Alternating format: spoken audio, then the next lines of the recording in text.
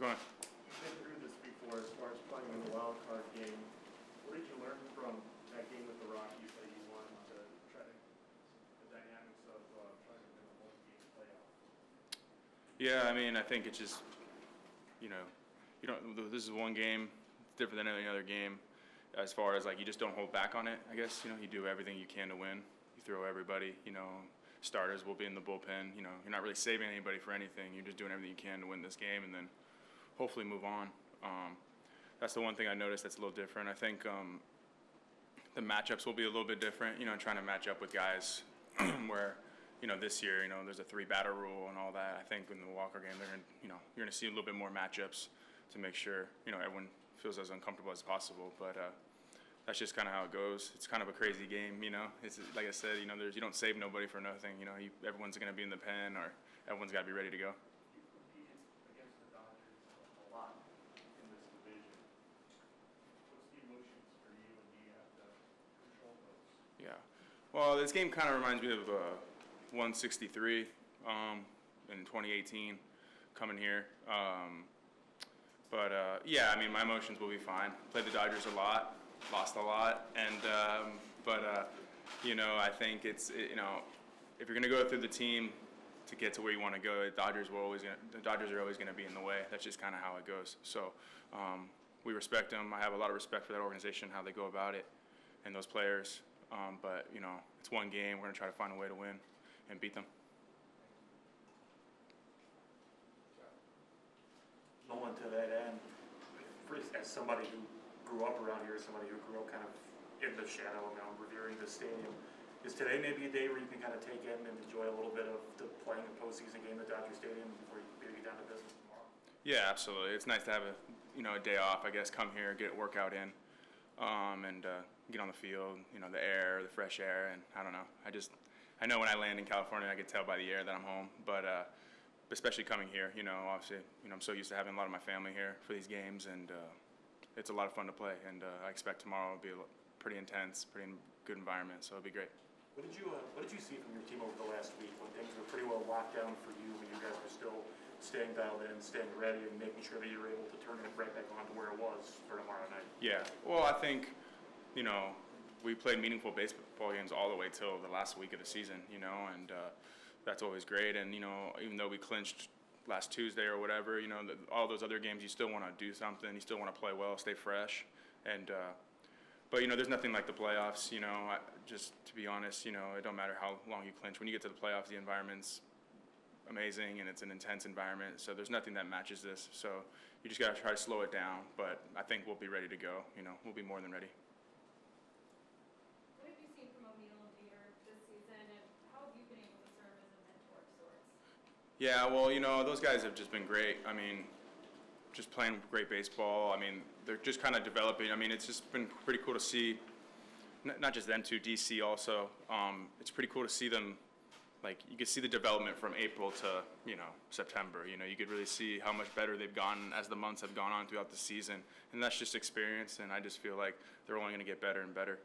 And it's been a lot of fun to watch them compete and just, like I said, get better as the year has gone on. It's something that, I've noticed that they've just been able to, like, slow the game down, asking the right questions as the year has gone on. It's been pretty cool. Hey, Nolan, you said the Dodgers are always going to kind of be there in the way. You guys split that series with them in St. Louis after losing the first two. How much did that kickstart the winning streak that came later? And do you feel like that was kind of a turning point for the team? It was big, for sure. Obviously, getting Grand Slam walk-off against us in Milwaukee and then flying in the next day to face, Scherzer on a 3:00 day game. You're just like, this is not the greatest, scenarios. But just to come back and win those two games, win the series against the Reds, and then I don't even know how else it ended up. I forgot who we played. But just to continue to play well. We played hard, and that's the one thing I've been amazed with this team. It's just we keep coming.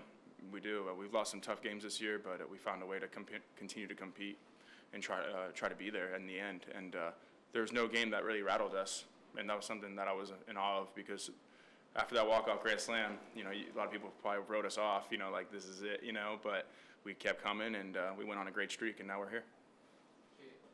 Adam was in here, he detailed the differences in June during that rough stretch where the team often came to the park, and it felt like they felt that they were defeated already when something unideal happened, compared to September when you guys would come to the park and you would think, we're not losing ever again. Yeah. What kind of led to that mentality switch? Obviously the winning does help, but to build that up and kind of keep the course there, what leads to that change? I think it's just, like I said, we continue to show up in the same guys every day, I think, losing tough games, that we've lost some tough games this year, like games you were like, man, this is really bad, and to see us come back every day, and that just shows who we are. And then I think that mentality of continue to show up every day, let's get after it, and whatever happens, happens. I think that's kind of carried us toward the end, where maybe some other teams got a little tired at the end, maybe lost a little focus because they clinched a little early, whatever, you know what I mean, or they felt the pressure. We kind of just stayed even keel, and we just continued to fight, and that's why we went on that streak. Nolan, how have you seen, and maybe this dovetails with that, how have you seen the offense kind of grow through the course of this year? You guys, that first half kind of struggled, talked about that, how one-dimensional they are, and then Tyler goes into batting third, and just the number of different ways you guys have been successful over the past month. Yeah, I think offensively, I mean, we feel in the first half we hit the ball hard. We played, obviously we had a rough month. We just played bad baseball, but we still hit the ball hard. We lined out a lot, and we were just always kind of saying, we all said it right before the first half. We're like, man, it's got to turn sooner or later, right? And it didn't turn until September. It really turned, and I think that's just the mentality we've had. We believe it's going to turn. Just got to keep going.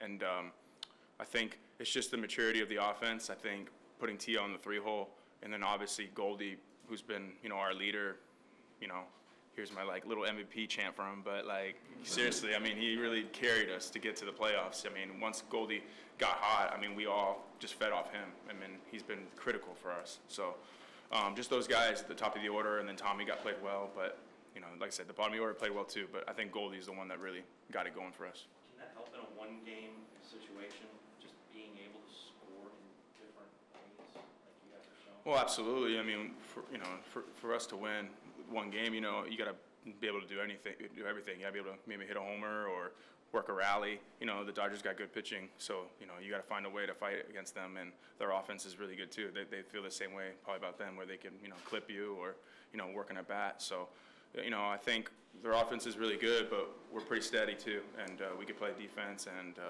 I really like our chances, and it's not going to be an easy task at all, but I feel confident in our group.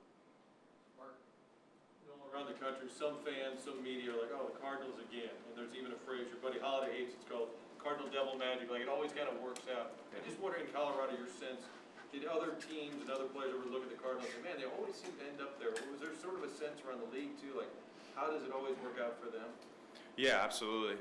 I think just being a part of it now, the rough stretches, you're kind of like, I don't know, man, this is not good. And then, I guess just the way Yachty, Waino, these guys carry themselves, they don't get too high or too low, and you just feed off that, you just kind of all right, they're staying steady, so that's what I'm going to do. And you just continue to follow their lead. And because they've been around a long time and they've seen some crazy streaks, and, I think that's just the difference between good teams and bad teams, is that, how steady can you stay throughout a 8-month season, and the Cardinals have always done that. They're always find themselves in it at the end because of how we, stay steady and continue to fight.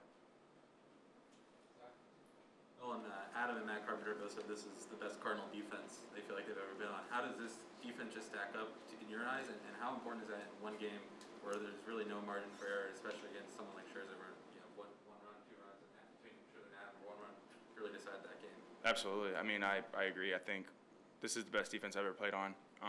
Defensive team I played on, as far as the outfielders and first baseman, obviously the greatest catcher ever, and then our infield has just been so solid. There's no doubt that our defense is, I think, the best in the game, and I think that's going to help us in a game like this, where we got to be able to cover ground and make some plays, because I would assume the Dodgers, hopefully not, but I would assume they're going to have good at bats. They're going to find, they're going to hit the ball hard, and we got to find a way to stop them and make some plays. Adam was just in here saying he still feels like a pretty young fellow despite his age. Do you catch him acting his age very often? Oh, I mean, absolutely. I mean, I don't look at him. I mean, I look at him as a dad in a sense. I think everyone does. He's like the Godfather. Same thing with Yachty. That's basically what we call them, the Godfathers of our team. But the interactions you have with him, he acts. It's just like a normal, young player. I think he's trying to make trades right now in fantasy. He's just like that. So he's just down to earth, laid back, and he'll be ready to go tomorrow. Every managerial move is going to get, hyper focused on this game based off of, who gets pulled, who pitches. And what have you learned about Mike Schilt with this season of playing underneath him, and how prepared or how trustful are you with the calls he's going to make in this game? Yeah, I mean, well, obviously I trust Skip. I know he's going to make the right decisions and what he feels is the best decision for our team. Obviously I got a lot of respect for him, but I'll be honest with you, I don't really pay attention. I'm trying to just focus on my job and doing my job. What the manager controls, that's a hard job, so I'll let him focus on that. But I believe he'll make the right decisions. I guess that's more phrase it poorly. What have you learned about Schilt playing for him for a year? Yeah. You didn't know him well Yeah. before you joined the team. For him and the rest of the coaching staff, I think it's just more steady. Like I said, I know I keep saying that word, but it's really plays dividends of who we are. It's just how calm everyone is. Nobody gets too high or too low through good times or through bad times, and that's something that I think we all feed off of. And it's not just him; it's the whole coaching staff. They bring that same energy every day. It's been a lot of fun for playing with those guys, playing for them.